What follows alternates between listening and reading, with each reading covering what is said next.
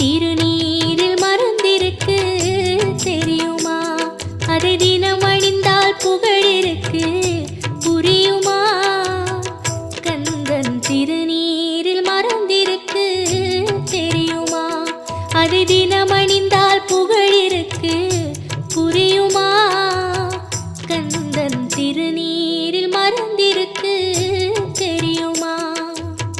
நெற்றிக் கண்ணில் பிறந்தவன்